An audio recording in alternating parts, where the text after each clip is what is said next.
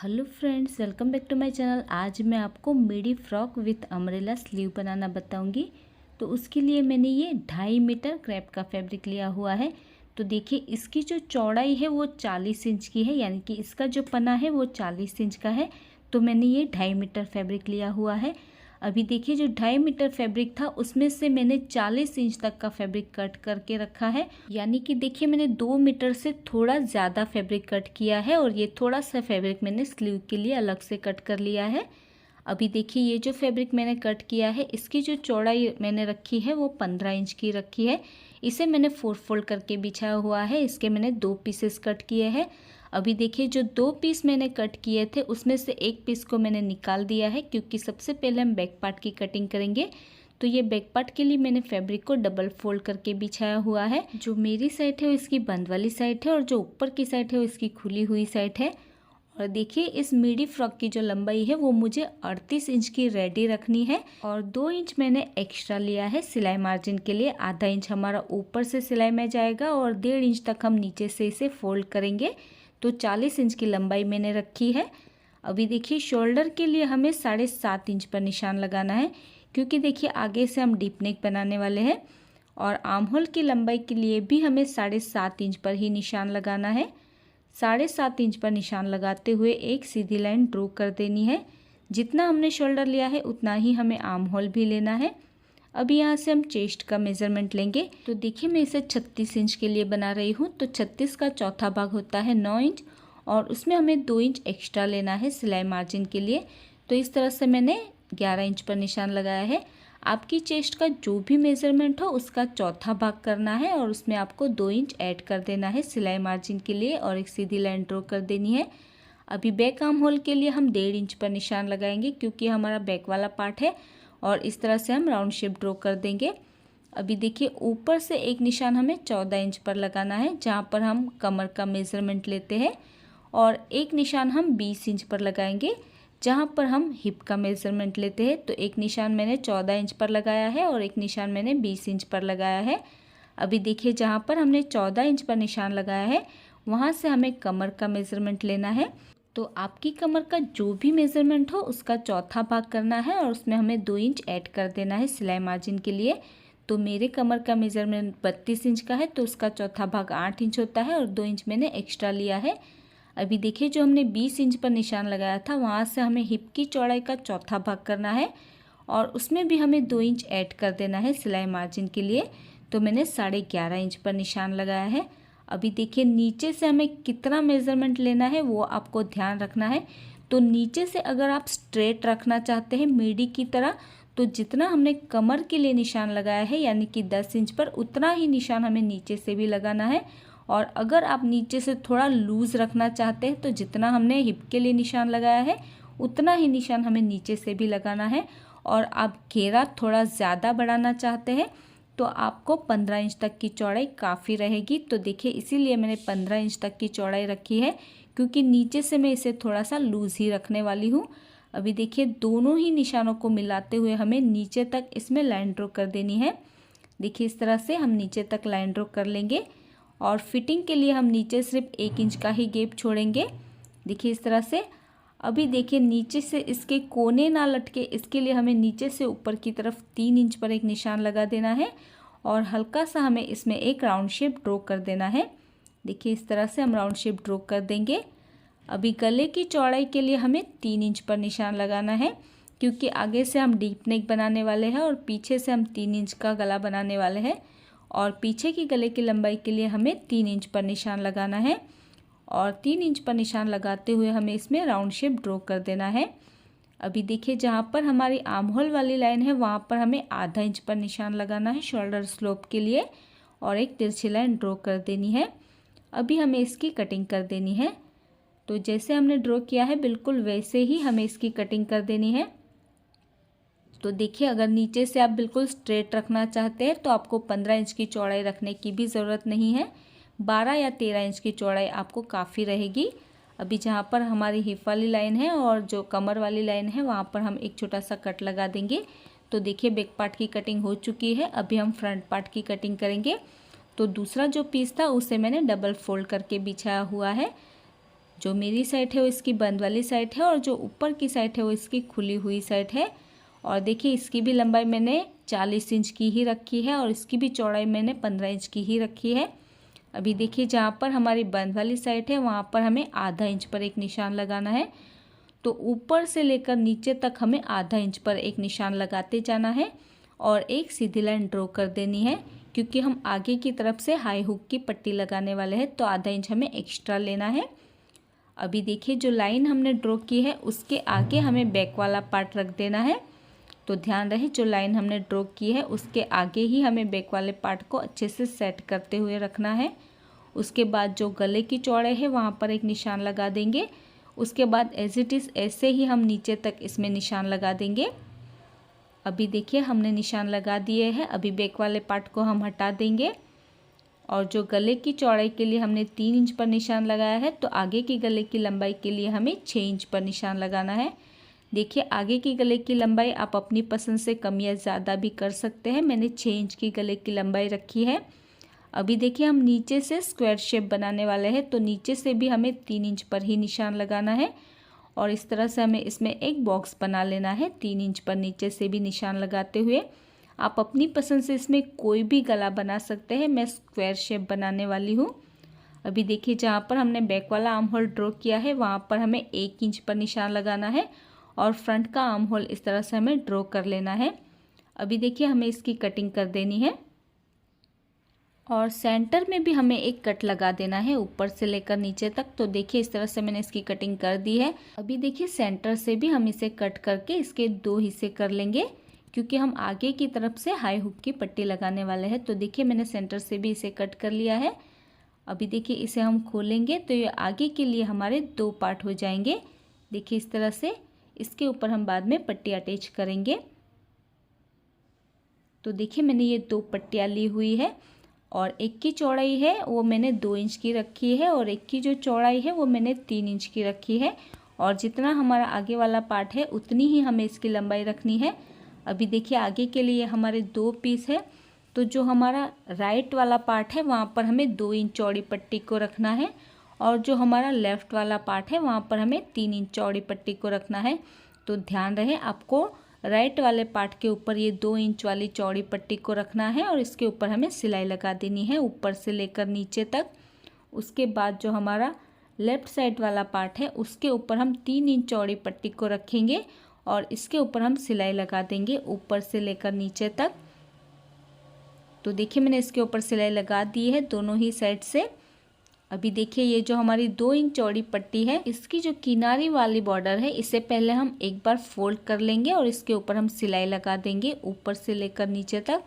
देखिए इस तरह से हमें इसे फोल्ड करते हुए पहले इसके ऊपर सिलाई लगा देनी है।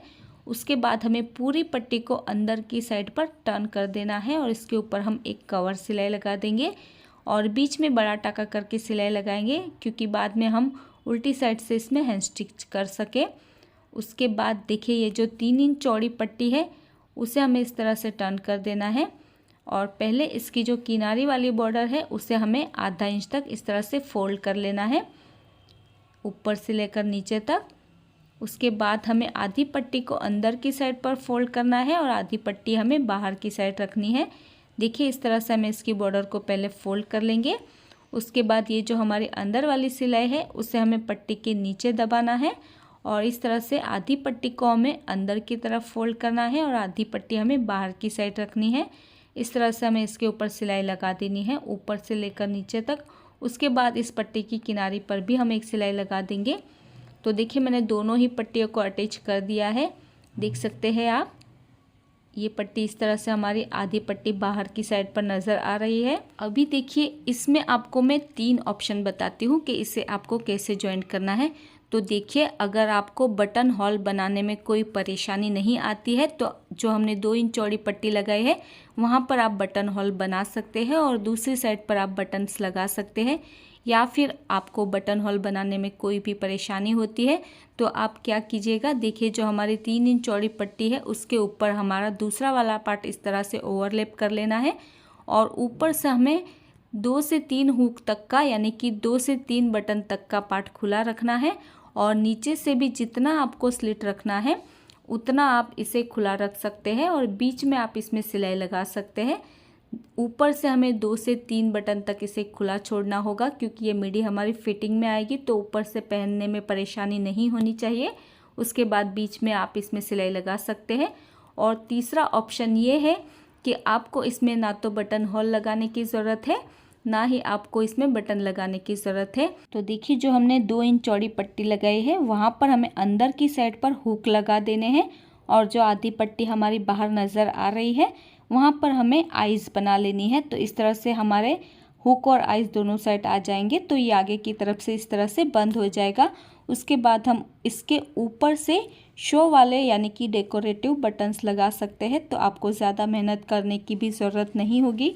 इस तरह से तीनों ही ऑप्शन मैंने आपको बता दिए हैं। आपको जो भी ऑप्शन पसंद आए वो आप यहाँ पर बना सकते हैं। तो मैं इसमें हुक ही लगाने वाली हूँ और ऊपर से डेकोरेटिव बटन्स लगाने वाली हूँ। उसके बाद हम गले के लिए पट्टियाँ कट करेंगे। तो देखिए, मैंने ये एक्स्ट्रा पीस लिया हुआ है। आपको दोनों साइड के गले के लिए अलग अलग पट्टी कट करनी होगी, क्योंकि हमारी एक साइड की आधी पट्टी बाहर की साइड है। अभी देखिए, मैंने ये सिंगल पीस ही बिछाया हुआ है। इसके ऊपर देखिए, जो हमने स्क्वायर शेप कट किया है उसे इस तरह से रख देना है, और आधा इंच हमें एक्स्ट्रा छोड़ते हुए इसमें ड्रॉ करना है, क्योंकि हम इसे फोल्ड भी करेंगे आधा इंच तक। तो आधा इंच हमें एक्स्ट्रा फैब्रिक लेना है। उसके बाद इस तरह से शेप ड्रॉ कर लेना है। उसके बाद हमें 1 इंच का गैप छोड़ते हुए इस तरह से एक और लाइन ड्रॉ कर लेनी है, और इसकी हमें कटिंग कर देनी है। तो ये एक साइड की पट्टी हमारी कट हो जाएगी। तो देखिए, इस तरह से हमने एक साइड की पट्टी तो कट कर ली है। अभी इसी तरह से हम दूसरी साइड की पट्टी भी कट कर लेंगे। तो देखिए, मैंने दोनों ही साइड की पट्टियाँ कट कर ली है। अभी देखिए, गले के ऊपर हमें पट्टी को सीधी साइड से ही रखना है, और आधा इंच जो हमने एक्स्ट्रा फैब्रिक लिया था उसे इस तरह से हमें आधा इंच बाहर की तरफ छोड़ते हुए रखना है। और ये जो आधा इंच फैब्रिक हमारा एक्स्ट्रा है उसे हम इस तरह से अंदर की साइड पर फोल्ड कर लेंगे, और इसके ऊपर हम स्क्वायर शेप में सिलाई लगा देंगे। और सिलाई लगाने के बाद पट्टी की जो बॉर्डर है उसे हमें इस तरह से फोल्ड करना है, और इसके ऊपर भी हमें पहले सिलाई लगा देनी है और पट्टी को उल्टी साइड पर पलट देना है।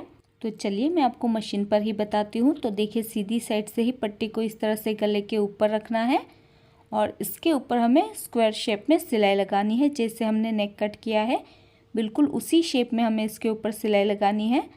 और आधा इंच तक पट्टी हमने एक्स्ट्रा छोड़ी थी उसे हमें फोल्ड कर लेना है। उसके बाद इसके कोने पर एक छोटा सा कट लगा देना है।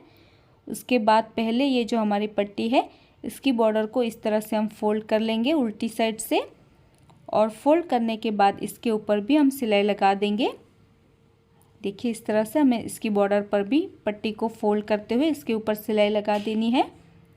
उसके बाद इस पट्टी को हमें उल्टी साइड पर पलट देना है, और इसके ऊपर हम एक कवर सिलाई लगाएंगे। और कवर सिलाई लगाने के बाद हम बड़ा टाका करके इसमें सिलाई लगाएंगे, और इसी तरह से दूसरी साइड वाले गले के ऊपर भी हम पट्टी को अटैच कर लेंगे स्क्वायर शेप में, और कोने पर एक छोटा सा कर्व ज़रूर लगाना है। उसके बाद इसकी बॉर्डर को भी हमें फोल्ड करते हुए इसके ऊपर सिलाई लगानी है, और पट्टी को उल्टी साइड पर पलट देना है। तो देखिए, कितनी फिनिशिंग से हमारी पट्टी लग गई है। बाद में उल्टी साइड से हम इसमें हैंड स्टिच कर देंगे। तो इस तरीके से मैंने दोनों ही साइड पर पट्टियाँ अटैच कर ली है। आप देख सकते हैं, दोनों ही साइड पर हमने पट्टियों को अटैच कर लिया है। उल्टी साइड से बाद में हमें इसमें हैंड स्टिच करनी होगी दोनों ही साइड से। अभी देखिए, ये जो हमारा बैक वाला नेक है उसके ऊपर हम तिरछी पट्टी अटैच करेंगे। तो तिरछी पट्टी को सीधी साइड से ही गले के ऊपर रखना है, और उसके ऊपर हमें सिलाई लगा देनी है, और पट्टी को डबल फोल्ड करते हुए अंदर की साइड पर मोड़ देना है। तो देखिए, मैंने बैक नेक पर भी पट्टी अटैच कर ली है। अभी बैक वाला पार्ट हमें सीधा रखना है, और उसके ऊपर फ्रंट के दोनों ही पार्ट हम उल्टे रखेंगे, और इसके शोल्डर ज्वाइंट कर लेंगे। दोनों ही साइड से हमें इसके शोल्डर ज्वाइंट कर लेने हैं। तो देखिए, मैंने इसके शोल्डर ज्वाइंट कर लिए हैं। अभी हमें इसे उल्टा कर लेना है सेंटर से पकड़ते हुए, देखिए इस तरह से। और पहले हमें इसकी फिटिंग कर लेनी होगी, उसके बाद ही हम इसकी स्लीव कट करेंगे। तो देखिए, आपको पहले भी मैंने बताया था, अगर आपको स्ट्रेट रखना है तो 2 इंच का गैप रखते हुए आप कमर तक इसमें सिलाई लगाएंगे, और नीचे से अगर आपको स्ट्रेट रखना है तो बिल्कुल स्ट्रेट ही आपको सिलाई लगानी है।